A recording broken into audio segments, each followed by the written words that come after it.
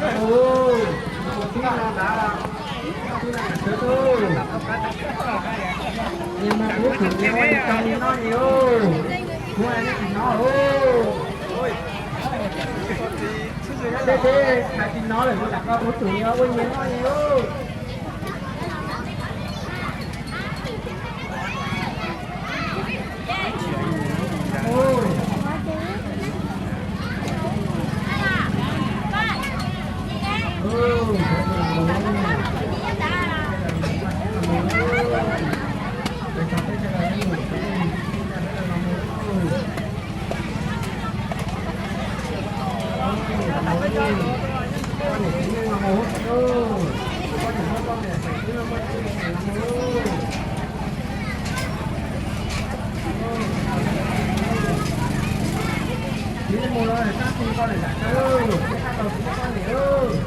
Con này một set lồi thì con rồi là to, là con nó sẽ là con gì á, một set lồi là to. Cầm nha nha nó, nó cỡ nha nó.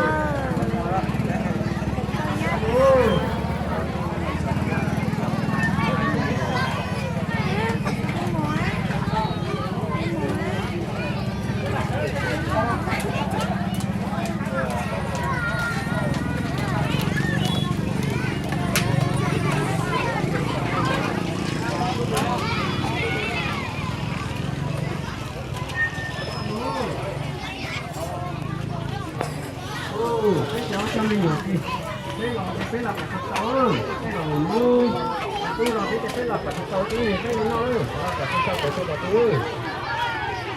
Cái cho mình nhiều rồi, cái này người ta nhiều là thật xấu cậu tôi ơi.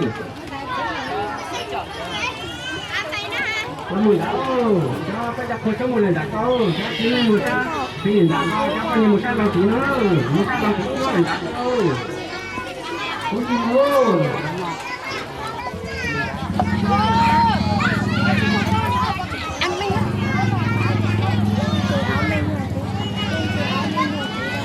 Đây là mù, đó, cái là cái là mù.